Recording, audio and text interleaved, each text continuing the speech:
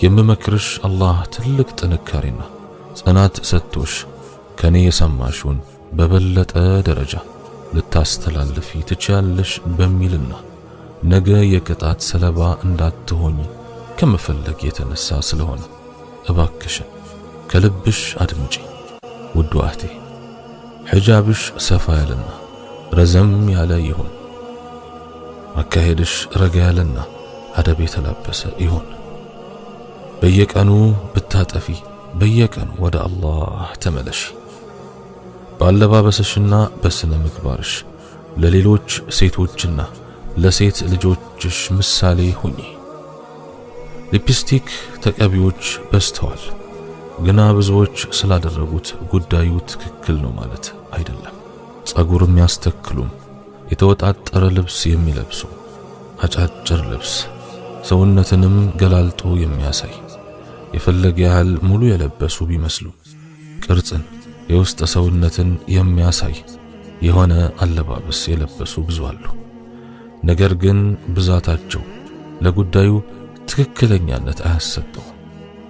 አዝማሚያው ያላማረሽን ቅርርብ ባጭር ቁረጭ። ስትቀመጪ ሰብሰብ ሰተር ብለሽ ተቀመጪ። ያልተፈቀደልሽን ባዕድ ወንድም ሆነ ሊያገባሽ የሚፈቀድለትን የቅርብ ዘመድ አትጨብጪ። ከላይ አላህን ሳይታዘዙ ውስጤ ንጹህ ነው አላህን እፈራለሁ ማለት ቅጥፈት ነው።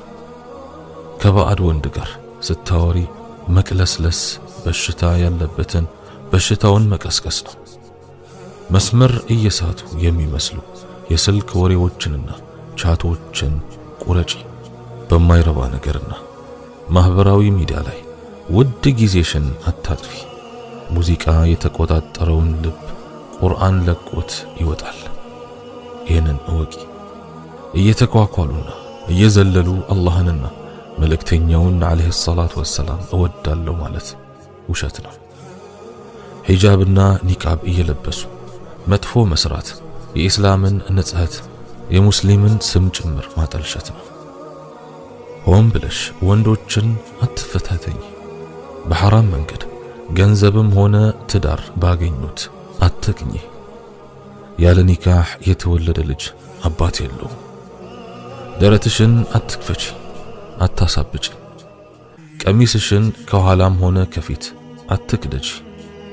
ጸጉርሽን አትጎዝጉዢ፣ አትቀጥይ። ሽቶም ሆነ ዶድራንት አትቀቢ። ሊፍት ስትገቢ ከወንድ ጋር ብቻሽን አትግቢ። ብቻሽን ባዶ ቤት ውስጥ አትደሪ። ተሰተሪ። በሁሉም ነገር ላይ አላህ ይሰትርሻል። ስትስቂ በስሱ፣ ስታወሪ ድምፅሽ ዝቅ ይበል። በሥራ ቦታ ከሰዎች ጋር ባለሽ ግንኙነት ቀይ መስመር ይኖርሽ። ተግባቢና ትህትና ያለሽ ሁኚ። በተቻለሽ መጠን አላህን ፍሪ። ውዷ እህቴ፣ በየትኛውም ቦታ እንደሚገኘው ድንጋይ ሳይሆን ልክ ውድና ብርቅ እንደሆነው ዳይመንድ ሁኚ። ውዷ እህቴ፣ ፈትዋውን ራስሽ መልሽ።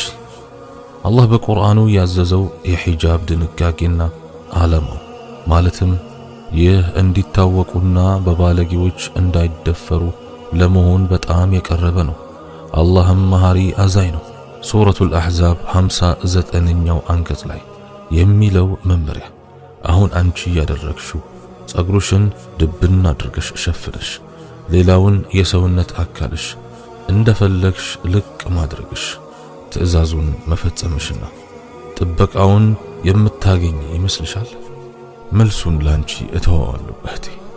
ስትፈጠሪ ውድነሽ፣ እስልምናም የበለጠ አልቆሻል እህቴ። ስለዚህ ራስሽን አታርክሽ። በየሚዲያው እየወጣሽ ለወንድ ፈተና አትሁኚ። እንኳንስ እንደዚህ በአደባባይ ኃጢአት ሰርተሽ የሌላውንም ልትሸከሚ ይቅርና የራስሽንም ኃጢአት እኮ አላህ ይበዛብሻል እወቂ። ስለዚህ በአደባባይ ስትወጪ ተገላልጠሽ ተከባብተሽ አይንን በሚጋብዝ መልኩ ተኳኩለሽ ብትወጪ አንቺ በሰራሽው ኃጢአት ሌላውንም በጋበዝሽው መሰረት የሌላውንም ጭምር ትሸከሚያለሽ። ስለዚህ አደራ ወደ መልካም ያመላከተ እንደ ሰሪው ነው እንደተባለም ወደ መልካም አመላክተን እኛም ባመላከትነው ድርጊት አጅር እናገኛለን። ሌላውም ባየው ወይም ትምህርት በወሰደበት ወይም ለሌላም ባመላከተበት መልኩ ምንዳ የምናገኝበት ሂደት ውስጥ ራሳችንን የማናጠምደው ለምንድን ነው? ልቧ በእውነተኛ ኢማን የተስተካከለላት እንስት ተግባሯም ይስተካከላል። ውድ እህቴ ሆይ ከማንም ጋር ለመመሳሰል አትሞክሪ። ባይሆን ከጥሩዎች ጋር ጥሩ ለመሆን ጣሪ። መምሰልና መሆን ይለያያሉ። ስለዚህ መሆንን ምረጪ። አላህን በማወቅ በማፍቀር ሕይወታችን ውብ ትሆናለች። አላህ ስብሓንሁ ወተዓላ ብቻ ወደ ቀጥተኛው መንገድ ይመልሳል። ያ ሐዩ ያ ቀዩም ቢረሕመቲከ ነስተጊዝ አስሊሕ ለና ሸእነና ኩለህ ወላ ተኪልና ኢላ አንፉሲና ጠርፈተ ዐይን اللهم إنك عفو تحب العفو فاعف عنا اللهم إنك عفو تحب العفو فاعف عنا يا رحيم يا كريم اغفر لنا جميع ذنوبنا فإنه لا يغفر الذنوب إلا أنت اللهم حبب إلينا الإيمان وكره إلينا الكفر والفسوق والعصيان يا الله.